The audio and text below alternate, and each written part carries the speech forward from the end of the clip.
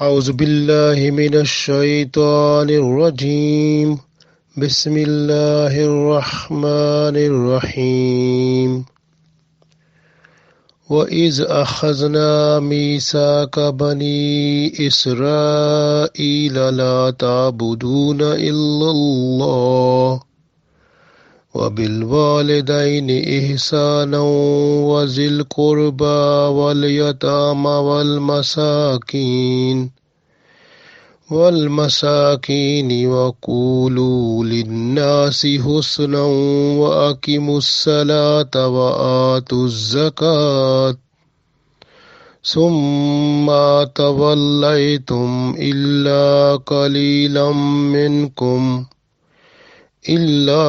قَلِيلًا مِّنكُمْ وَأَنْتُمْ مُعْرِضُونَ۔ عزیز دوستو، السلام علیکم ورحمۃ اللہ وبرکاتہ۔ ابھی میں نے سورہ بقرہ کی آیت نمبر 83 کی تلاوت کی ہے۔ یہ اللہ تعالی کا ایک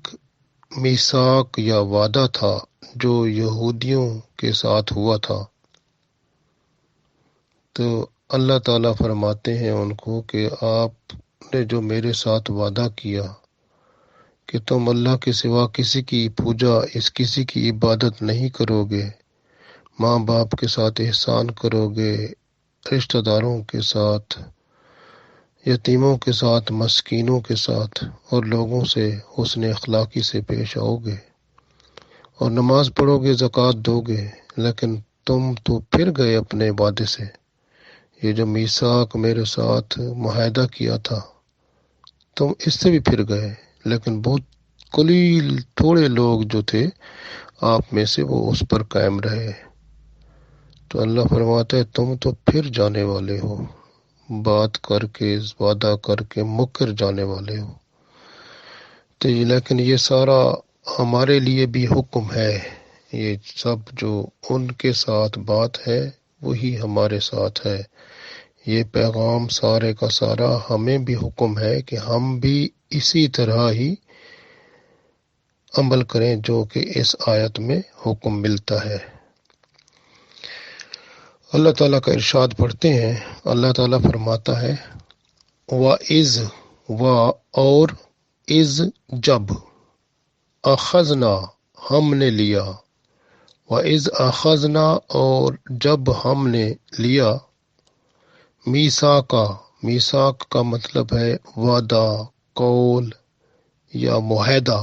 یعنی جب آپ نے ہم سے معاہدہ کیا یا آپ نے ہم سے قول لیا یا آپ نے ہم سے وعدہ لیا۔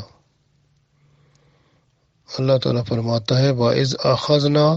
اور جب ہم نے لیا آپ سے میثاق کو میثاق بھی کہتے ہیں کہ قول و اقرار، وعدہ یا معاہدہ، ایگریمنٹ۔ تو اللہ فرماتا ہے اور جب ہم نے آپ سے معاہدہ لیا یا آپ سے وعدہ لیا یا آپ سے قول لیا، بنی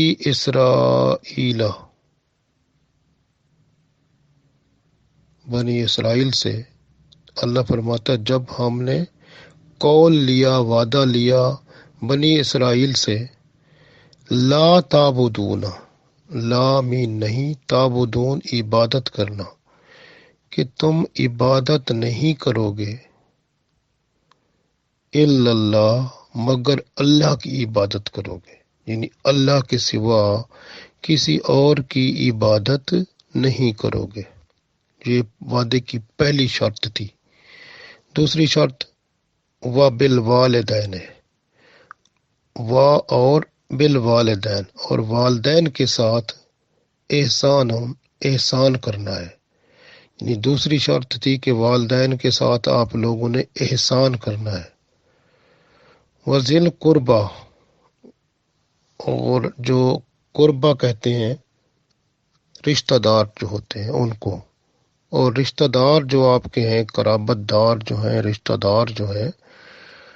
ان کے ساتھ بھی احسان کرنا ہے۔ تیسری شرط ہو گئی۔ چوتھی شرط والیتامہ اور جو یتیم ہیں ان کے ساتھ بھی احسان کرنا ہے، والمساکین، اور جو مسکین ہیں، فقیر ہیں، جن کے پاس بہت کم ہوتا ہے، بمشکل ہی گزارا کرتے ہیں، ان کو ضرورت ہوتی ہے، بتاتے بھی نہیں ہیں، مسکین جو ہیں ان کے ساتھ بھی آپ نے احسان کرنا ہے۔ وقولو، اور بولنا ہے، بات کرنی ہے، للناس، لوگوں کے ساتھ، حسنن، حسن کا مطلب حسین طریقے سے، جو خوبصورت، اچھی اور بھلی بات، اور لوگوں کے ساتھ آپ نے بھلائی سے بات کرنی ہے، اچھی بات کرنی ہے، حسین باتیں کرنی ہے، یعنی کہ لوگوں سے بات کریں تو بڑے حسن سے، اخلاق سے بات کریں۔ یہ وعدے میں یہ ساری چیزیں شامل تھیں۔ اور وَأَقِیمُوا الصَّلَاةَ، اور آپ نے نماز بھی قائم کرنی ہے، وَآتُوا الزَّکَاةَ، اور زکوٰۃ بھی دینی ہے۔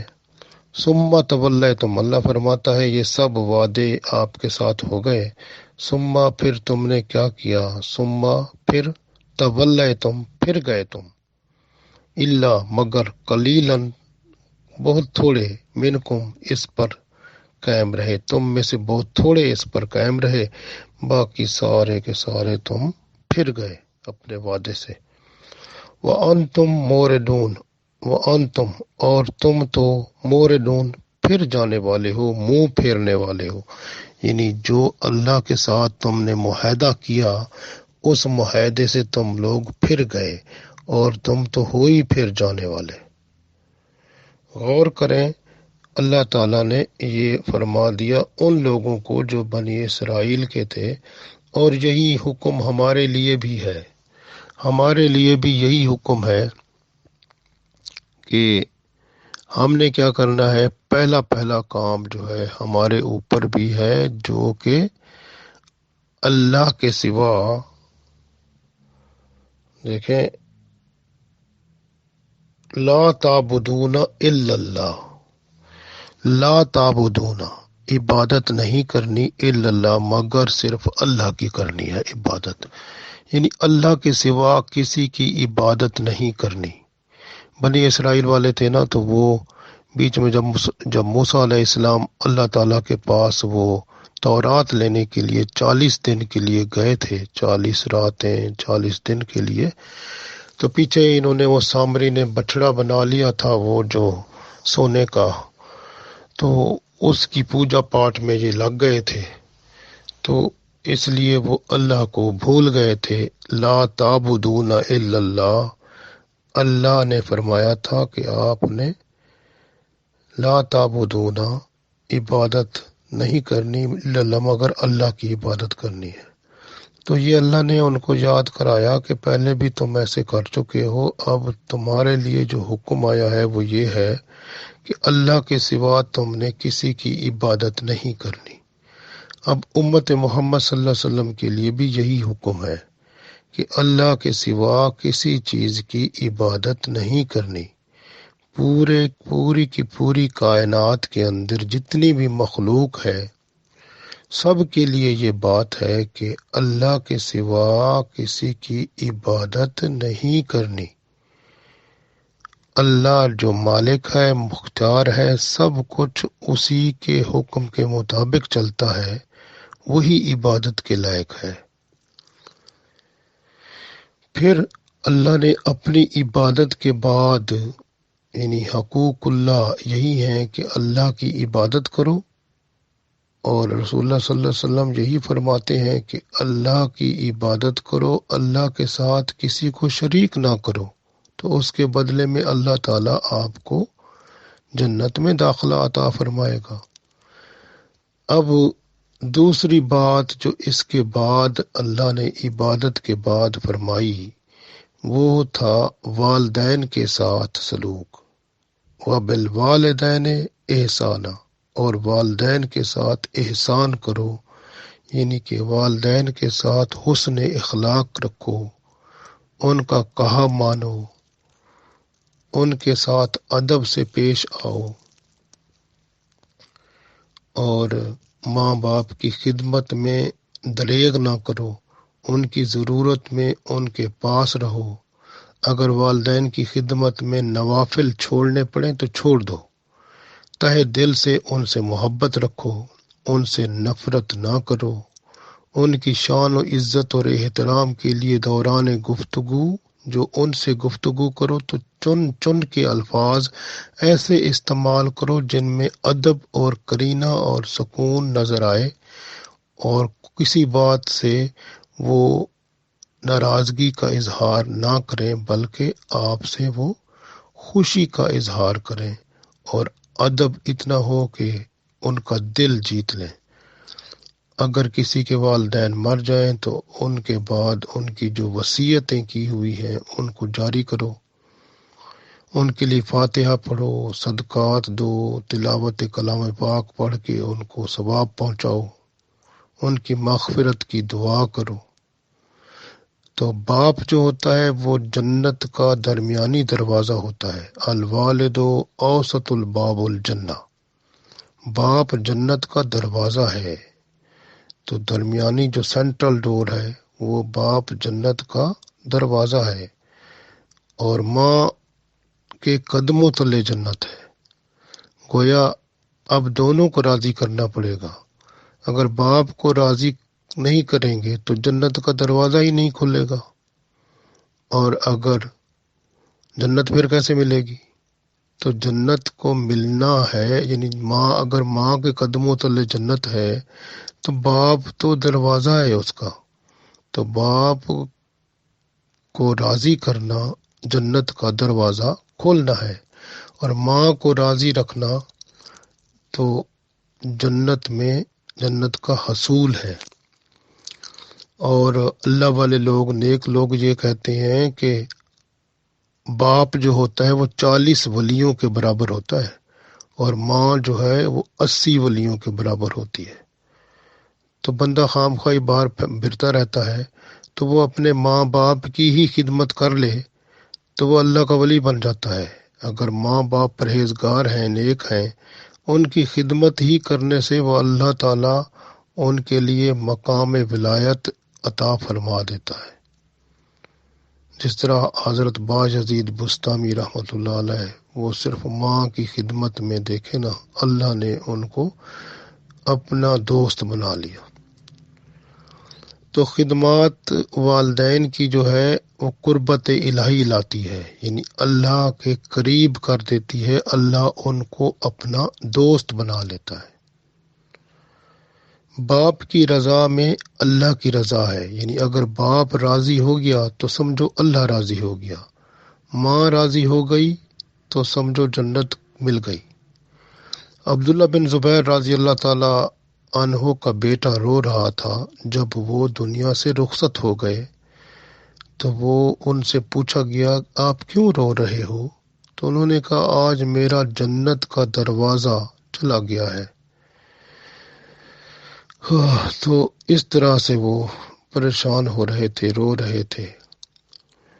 ماں اور باپ دونوں جو ہیں بندے کے لیے نہ صرف دنیا میں سکون اور اطمینان اور راحت کا ذریعہ ہے، بلکہ آخرت میں بھی جنت کا حصول جو ہے وہ بندے کے لیے آسان ہو جاتا ہے۔ رسول اللہ صلی اللہ علیہ وسلم فرماتے ہیں کہ جنت میں جانے والے شخص جو ہیں وہ ایک سچی توبہ کرنے والا جو ہے وہ شخص جنت میں جانے والا ہے، جو کبھی دوبارہ گناہ کی طرف لوٹ کر بھی نہیں آتا۔ جیسے ایک تیر میں سے تیر ہوتا ہے نا، اس کے اندر سے تیر کمان سے نکل جاتا ہے، واپس تو نہیں آتا نا کمان میں، اسی طرح سے وہ بندہ جو گناہ سے توبہ کرتا ہے تو گناہ کے قریب ہی نہیں جاتا، جس طرح کے تیر کمان سے نکل جاتا ہے واپس نہیں جاتا، اسی طرح وہ بندہ سچی توبہ کرنے والا واپس گناہ کی طرف نہیں لوٹتا۔ یا جیسے وہ کہتے ہیں جیسے دودھ ہوتا ہے، وہ گائے بھینس کے وہ جب دودھ نکلتا ہے تو واپس تو وہ ان کے پیٹ میں تو نہیں جاتا نا، تو اس لیے جو توبہ سچی کرنے والا ہوتا ہے وہ اسی طرح دوبارہ گناہ کی طرف واپس نہیں پلٹتا، بلکہ توبہ کی ہے تو بس پھر اس پر وہ قائم ہو گیا ہے، تو ایسا بندہ جنت میں داخل ہوگا۔ اور رسول اللہ صلی اللہ علیہ وسلم یہ بھی فرماتے ہیں، دوسرا وہ بندہ جو اپنے والدین کو راضی کرنے والا ہے وہ بھی جنت میں داخل ہوگا۔ اور تیسرا وہ بندہ جس کی اولاد زیادہ تھی، کمائی کم تھی، لیکن وہ اپنی اولاد کو حرام سے بچا کر حلال کھلاتا رہا، تو وہ بھی جنت میں داخل ہوگا۔ اسی طرح وہ عورت جو اپنے خامند کی خدمت گزار تھی اور اس کا خامند اس پر راضی تھا، بس اسی کی رضا جو ہے، خامند کی رضا جو ہے، اس عورت کو جنت میں لے جائے گی۔ اب اس میں یہ ہے کہ نماز کو جو ضروریات ہیں، یعنی فرائض اور واجبات بھی ضرور ادا کرنے والے ہوں، تو اس کے ساتھ ساتھ جو ہے عورت، وہ جیسے میں نے عرض کیا کہ وہ خامند جس پر راضی تھا، تو اس عورت کے لیے اللہ تعالیٰ جنت میں جگہ عطا فرمائے گا۔ اور جو بندہ احسان کرتا ہے نا کسی پر، اور پھر احسان کر کے احسان جتلاتا رہتا ہے، وہ جنت میں نہیں جائے گا۔ اسی طرح جو تعلقات کو توڑنے والا ہے وہ بھی جنت میں نہیں جائے گا۔ اور جو تکبر کرنے والا ہے، چاہے تکبر رائی کے دانے کے برابر بھی ہو، وہ بھی جنت میں نہیں جائے گا۔ گویا یہ والدین کی خدمت بندے کے لیے جنت کا سبب ہے، اس لیے فرمایا گیا کہ ماں باپ کے سامنے اف تک نہ کہو۔ اور پھر یہ ہے کہ ماں باپ بھی بچے کی تربیت کریں، جب بچہ پیدا ہو اس کا نام اچھا رکھیں اور اس کا عقیقہ کریں، پھر اس کے جو ہے یعنی تربیت کریں، اچھی تربیت کریں۔ بچہ 7 سال کا ہو جائے تو دین سکھائیں، 10 سال کا ہو جائے تو اس کو نماز اور دین کی سختی سے تعلیم دیں۔ اسی طرح سے بیوی جو ہے، بیوی کے بارے میں ہے کہ اگر اس کی کچھ باتیں آپ کو اچھی نہیں لگتی تو کچھ اگر آپ کو صبر کرنا چاہیے، اور کچھ باتیں اس کی اور اچھی لگیں گی، جو کچھ نہیں لگیں گی، لیکن آپ کو صبر سے کام چلانا ہے۔ آپ صلی اللہ علیہ وسلم نے فرمایا تھا کہ بیوی جو ہوتی ہے وہ عورت جو ہے وہ پیدا کی گئی ہے ٹیڑھی پسلی سے۔ وہ عورت اس پسلی کو اگر آپ سیدھا کرو گے نا ٹوٹ جائے گی، تو ٹوٹنے کا مطلب ہے طلاق ہو جائے گی۔ تو اس لیے اس کو ٹیڑھی حالت میں ہی رکھو، لیکن اس سے فائدہ اٹھاؤ اور اپنے آپ کو تبدیل کرو کہ صبر اور جو ہے برداشت کی قوت رکھو، اور بیوی کے ساتھ اچھا سلوک رکھو، کیونکہ بیوی جو ہے وہ مظلوم ہوتی ہے، اور جس طرح کے پرانے زمانے میں غلام ہوتے تھے وہ بھی مظلوم ہوتے تھے۔ آپ صلی اللہ علیہ وسلم نے فرمایا تھا غلام اور بیوی جو ہے ان کو اس حال میں رکھو کہ وہ آپ سے خوش رہیں اور ان کو خوش رکھو۔ تو اس وجہ سے خوش اخلاقی اور نرمی کا مظاہرہ کرو۔ تو اس وجہ سے ہمیں خیال رکھنا ہے، ماں باپ اور پھر بیوی بچے اور ان سب کے حقوق کا خیال رکھنا ہے۔ آپ دیکھیں کہ بچے جو ہیں، جب چھوٹا بچہ جیسے پیٹ کے اندر بچہ بن جاتا ہے، جیسے 3 مہینے کا، اور پھر وہ ہلنے لگ جاتا ہے، 120 دن کے بعد اس میں جان آ جاتی ہے، فرشتے اس میں روح ڈال جاتے ہیں، تب اس میں زندگی کے آثار پیدا ہو جاتے ہیں۔ اس وقت اگر کسی نے بچہ ضائع کیا تو وہ ایسے ہے جیسے اس نے قتل کر دیا۔ تو بچے کا حق تھا کہ اس کو زندگی کا حق دیتا، لیکن اس نے زندگی بچے کی چھین لی، تو حق اس نے سلب کر لیا، تو قیامت کے دن وہ قتل کے حساب میں جواب دے گا اس کا۔ اسی طرح بچوں کے حقوق بھی ہیں، اور یہ انشاءاللہ جب ہم بچوں کے اولاد کے حقوق اور اس پہ بات کریں گے تو اس پہ ذرا تفصیل سے بات ہوگی۔ تو مقصد یہ کہنے کا ہے، یہاں اس آیت کے اندر اللہ نے فرمایا وَبِالْوَالِدَيْنِ احسانا، اور والدین کے ساتھ احسان کرو۔ والدین کے ساتھ جو ہے آپ صلی اللہ علیہ وسلم فرماتے ہیں کہ کوئی شخص اپنے باپ کا حق ادا نہیں کر سکتا مگر جب اپنے باپ کو اگر غلام پائے تو خرید کر اسے آزاد کرے، لیکن اب تو غلامی تو نہیں ہوتی نا، اور اب جو ہے یہی حکم ہے کہ ماں باپ کے ساتھ نیک سلوک کرو۔ آپ صلی اللہ علیہ وسلم نے فرمایا ایک اور حدیث میں کہ ماں باپ کے ساتھ نیک سلوک کرو، یہ نماز، روزہ، حج اور عمرہ اور جہاد سے بھی افضل ہے۔ آپ صلی اللہ علیہ وسلم نے فرمایا لوگ جنت کی خوشبو 500 سال سے سونگھیں گے، یعنی 500 سال کے فاصلے پر ہوں گے تو جنت کی خوشبو آئے گی بندے کو۔ لیکن جو والدین کا نافرمان ہوگا نا، وہ جنت کی خوشبو سے محروم رہے گا، چاہے جنت سے 500 سال کیا وہ جنت کے قریب بھی ہوگا، یعنی اس کو خوشبو تک نہیں آئے گی۔ تو فرمایا لوگ جنت کی خوشبو 500 سال سے سونگیں گے، یعنی 500 سال کے سفر پر ہوں گے، یعنی پیچھے ہوں گے، اتنا پیچھے، یہ 500 سال کے بعد جنت آنی ہے، تو اتنا دور ہوں گے تو پھر بھی جنت کی خوشبو مل جائے گی، مگر جو والدین کا نافرمان ہوگا اور رشتہ داروں سے قطع تعلق کرنے والا ہوگا اس کو یہ خوشبو نہیں ملے گی، وہ اس سے محروم رہے گا۔ اللہ تعالیٰ نے موسیٰ علیہ السلام کو وحی فرمائی کہ جو شخص اپنے والدین کی نافرمانی کرے اسے میں نافرمان لکھتا ہوں۔ رسول اللہ صلی اللہ علیہ وسلم نے فرمایا جو شخص ماں باپ کے نام سے صدقہ دیتا ہے اس کا کوئی نقصان نہیں ہوتا، اس صدقے کا ثواب دونوں کو ملتا ہے اور اس بندے کے ثواب میں بھی کمی نہیں ہوتی۔ تو اس طرح سے ماں باپ کی خدمت بہت ہی اہم ہے، اور حتیٰ کہ یہاں تک ہے کہ والدین کی اجازت کے بغیر سفر ہی نہ کرو۔ اگر جو ہے والدین کی اجازت کے بغیر حج کا سفر بھی اختیار نہ کرو، یعنی اگر ایک شخص رسول اللہ صلی اللہ علیہ وسلم کی خدمت میں حاضر ہوا اور اس نے کہا کہ جہاد پر جانے کی اجازت چاہتا ہوں، تو آپ صلی اللہ علیہ وسلم نے فرمایا تیری والدہ زندہ ہے؟ اس نے کہا ہاں۔ آپ صلی اللہ علیہ وسلم نے فرمایا جا اس کی خدمت کر کہ تیری جنت اس کے قدموں تلے ہے، وہ جہاد سے بھی زیادہ اس کا ثواب ہے۔ گویا آپ صلی اللہ علیہ وسلم نے اس کو وہاں بھیج دیا ماں باپ کی خدمت کے لیے، وہ جہاد کرنے کے لیے آیا تھا۔ اس طرح سے آپ دیکھتے جائیں کہ والدین جو ہیں ان کی بڑی شان ہے، ان کی بڑی آن ہے، اور اللہ اور اس کے رسول صلی اللہ علیہ وسلم نے جو ہے ماں باپ کی شان بیان فرمائی ہے۔ یہاں اس آیت میں اللہ نے اپنی عبادت کے بعد ماں باپ کے ساتھ احسان کا حکم فرمایا ہے۔ آگے فرمایا وَذِل قربا، اور جو رشتہ دار ہیں ان کے ساتھ بھی آپ اچھا تعلق رکھیں، ان کے ساتھ احسان کریں۔ اب احسان کیا ہوتا ہے؟ احسان یہی ہوتا ہے نا کہ آپ رشتہ دار جو ہیں ان کے ساتھ صلح رحمی کریں۔ صلح رحمی یہ ہوتی ہے کہ بھئی ان پہ اگر کوئی ان کو ضرورت ہے کسی چیز کی، ضرورت پوری کریں۔ رسول اللہ صلی اللہ علیہ وسلم فرماتے ہیں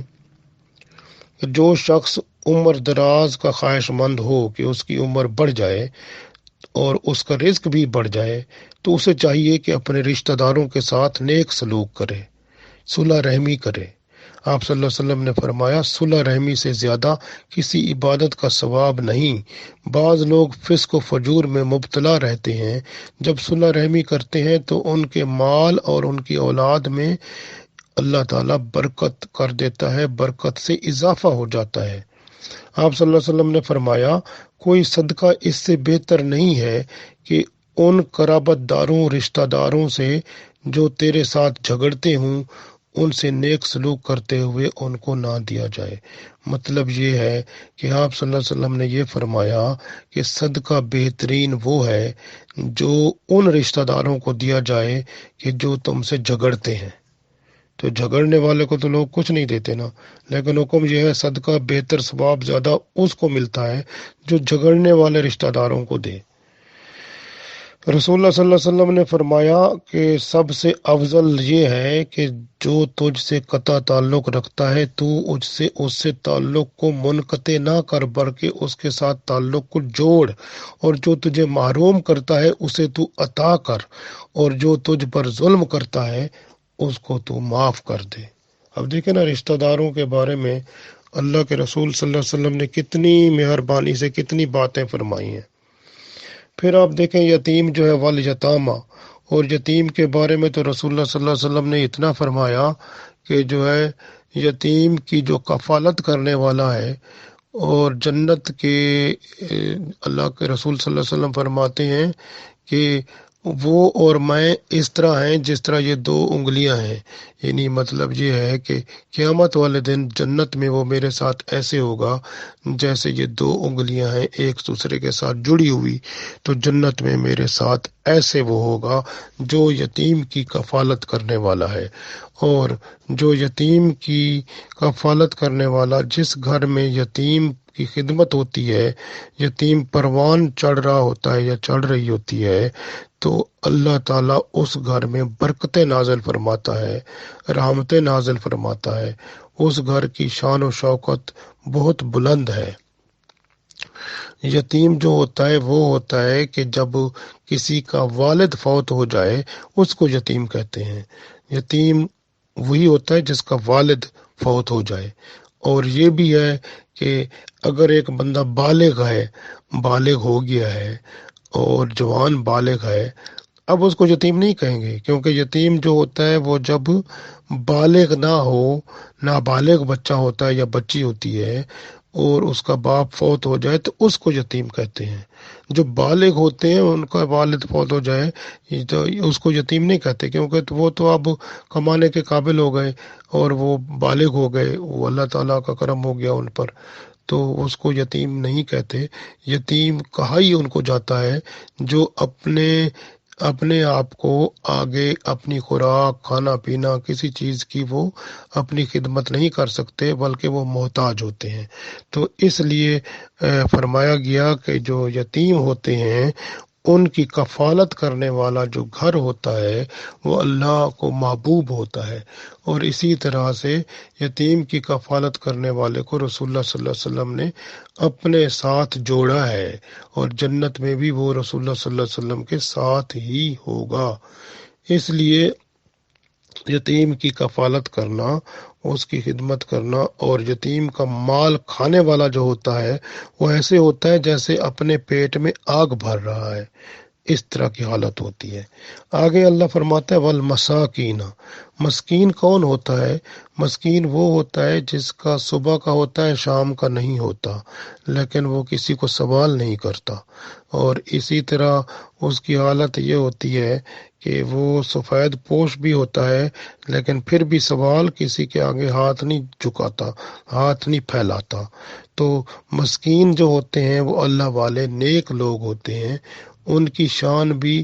بہت عظیم ہے۔ جیسے سورۃ ماعون میں اللہ تعالیٰ نے فرمایا ہے کہ وہ جو مسکین ہیں ان کو کھانا کھلانے کی ترغیب جو نہیں کرتے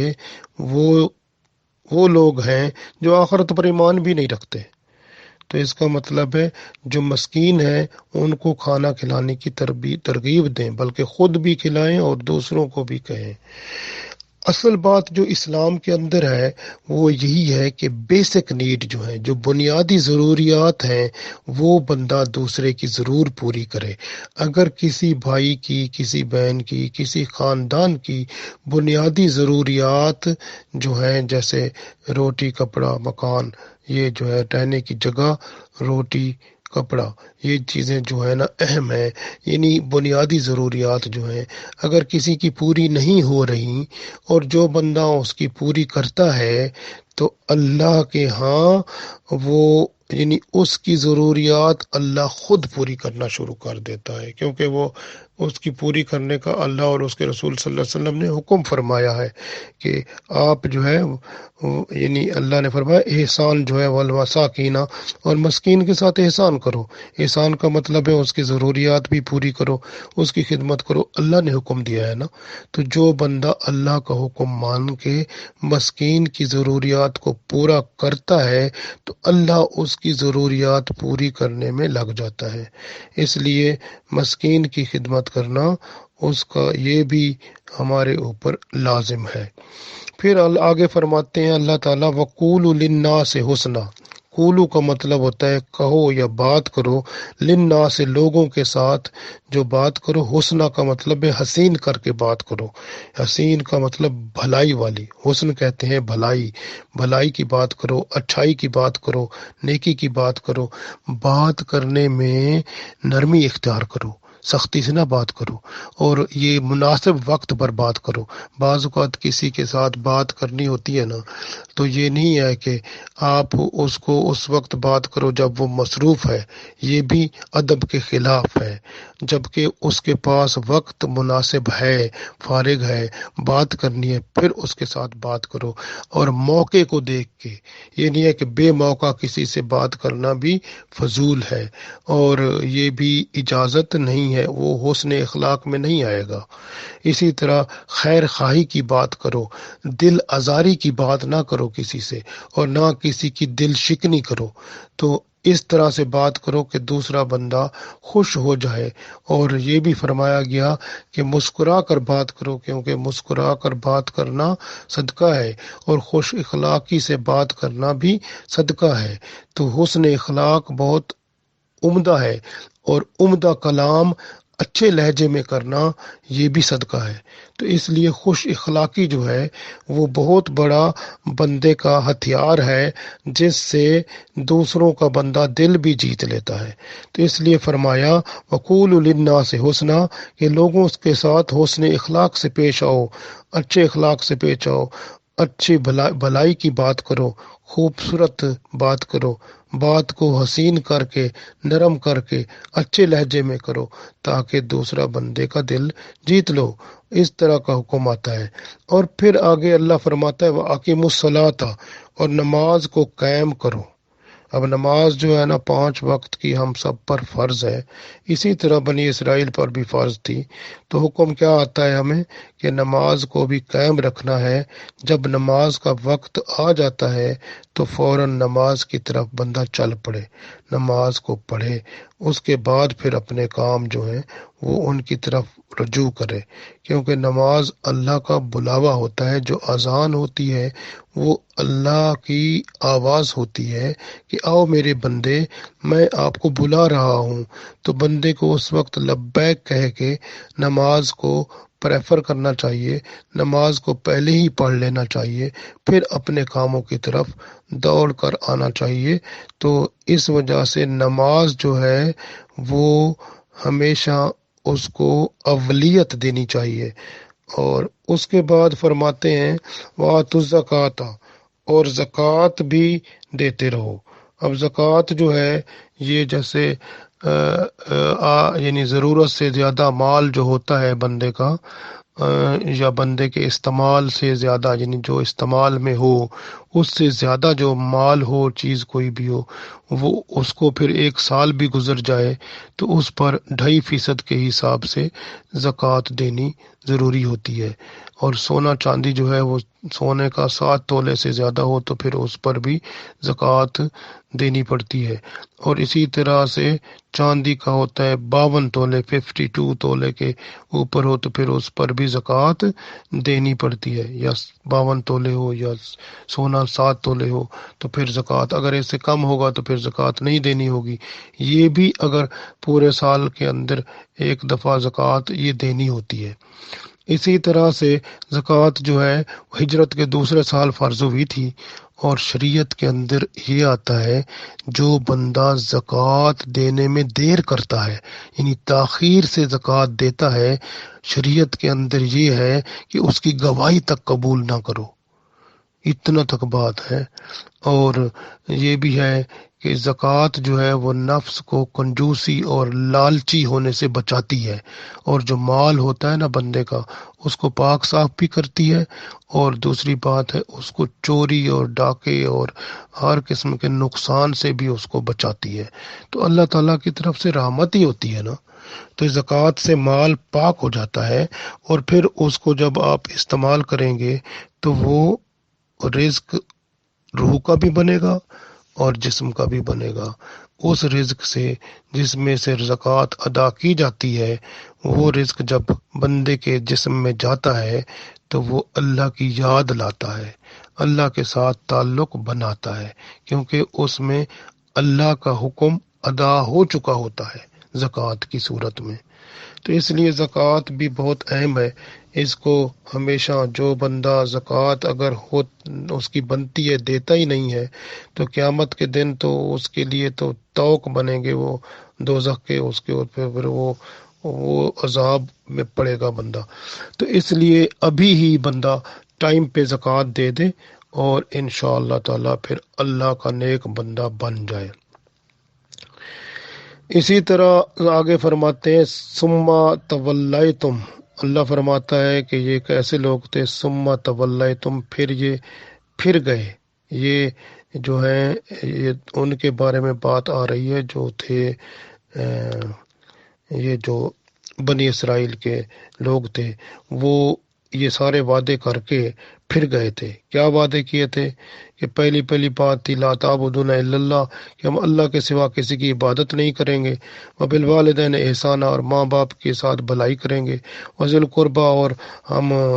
جو رشتہ دار ہیں ان کے ساتھ احسان کریں گے، والیتامیٰ، اور یتیموں کے ساتھ بھی بھلائی کریں گے، والمساکین، اور مسکینوں پر احسان کریں گے، وقولوا للناس حسنا، اور لوگوں کے ساتھ خوش اسلوبی سے پیش آئیں گے، واقیموا الصلاۃ، اور نماز کو ادا کریں گے، وآتوا الزکوٰۃ، اور زکوٰۃ بھی دیا کریں گے۔ لیکن یہ ساری باتیں بھول گئے اور اس سے پھر گئے۔ ثم تولیتم، اللہ فرماتا ہے پھر تم تو اس سے پھر گئے۔ آج ہمارے ہاں بھی وہی ہو رہا ہے جو بنی اسرائیل نے کیا تھا۔ آپ دیکھیں بہت سارے لوگ جو ہیں نماز سے پھرے ہوئے ہیں اور زکوٰۃ جو ہے ان سے پھرے ہوئے ہیں، اور بہت سارے لوگ ایسے بھی ہیں جو اپنے پیسے کو وہ سود کے کھاتے میں جمع کراتے ہیں اور پھر وہاں سے وہ مہینے کے مہینے وہ سود لے کر کھاتے ہیں، لیکن وہ زکوٰۃ نہیں نکالتے۔ اور زکوٰۃ اگر جب بینک میں پیسے جمع بھی ہوں، اور اگر وہ پاکستان میں یا اسلامی ملک میں وہ اگر سال میں وہ زکوٰۃ نکالنا چاہتے ہیں تو یہ وقت سے پہلے پیسے نکال لیتے ہیں تاکہ زکوٰۃ وہ ہمارے پیسوں سے نہ نکلے۔ تو یہ ہوتا ہے کہ بندہ اگر خود زکوٰۃ نکالنا چاہتا ہے تو بینک کو بتا دے کہ میں خود زکوٰۃ نکال کے دینا چاہتا ہوں، تو وہ نکال سکتا ہے۔ تو مقصد یہ کہنے کا ہے کہ زکوٰۃ کو ہر صورت میں ادا کرنا ہوگا۔ اسی طرح سے بھلائی کے کام، نیکی کے کام، خوش اسلوبی سے پیش آنا، ایک دوسرے کا خیال رکھنا، حقوق اللہ اور حقوق العباد پورے ادا کرنا۔ اللہ فرماتا ہے یہ کام پہلے کے لوگ جو تھے نا بنی اسرائیل کے، انہوں نے بھی چھوڑ دیا تھا، وعدہ کر کے اللہ کے ساتھ معاہدہ کر کے توڑ دیا تھا۔ ثم تولیتم، پھر تم نے توڑ دیا، تم پھر گئے اس سے، الا قلیل، مگر تھوڑے لوگ اس پر قائم رہے، منکم، یعنی اس کے ساتھ تھوڑے لوگ قائم تھے۔ آج بھی مسلمانوں کو پوری طرح دیکھ لیں تو بہت کم لوگ ہیں جو اللہ کے حکم پر قائم ہیں، باقی تو راستہ ہٹ گئے ہیں، اپنے اس راستے سے ہٹ گئے ہیں۔ وَأَنْتُمْ مُورِدُونَ، اور اللہ فرماتے ہیں کہ تم تو منہ پھیرنے والے ہو، اللہ کے ساتھ بات کر کے پھر جاتے ہو، وعدہ کر کے مکر جاتے ہو۔ آج کل ہماری حالت بھی اسی طرح کی ہوئی پڑی ہے۔ ہمیں اس چیز کی ضرورت ہے کہ ہم جو ہے اللہ تعالیٰ کا حکم مانیں، جو اللہ نے فرما دیا اس پر پورا عمل کریں۔ ہم اللہ کے سوا کسی کے ساتھ نہ جھکیں، کسی کے سامنے نہ جھکیں، کسی کی عبادت نہ کریں، اسی کو سب اپنا ہر لحاظ سے اللہ کو ہی اپنا خالق، مالک اور رب مانیں۔ اپنے والدین کے ساتھ بھلائی کریں، احسان کریں، رشتہ داروں کے ساتھ خلوص کے ساتھ پیش آئیں، ان کا خیال رکھیں، صلح رحمی کریں، یتیم کے ساتھ جو ہے بھلائی کریں اور مسکین کے ساتھ احسان کریں، لوگوں سے خوش اسلوبی سے پیش آئیں، نماز پڑھیں، وقت پر پڑھیں اور نماز کو خشوع خضوع اور صحیح طریقے سے ادا کریں، اور زکوٰۃ وقت پر دیتے رہیں، یعنی سال میں ایک دفعہ، اور زکوٰۃ دینے میں دیر بھی نہ کریں، اور اس طرح سے اللہ کے حکم جو ہیں ہم ان کو پورا کرتے رہیں، تو انشاءاللہ اللہ کی رحمت ہم پر ہر وقت رہے گی اور ہم اللہ کے محبوب بندے ہو جائیں گے۔ اللہ ہم سب کو اس کی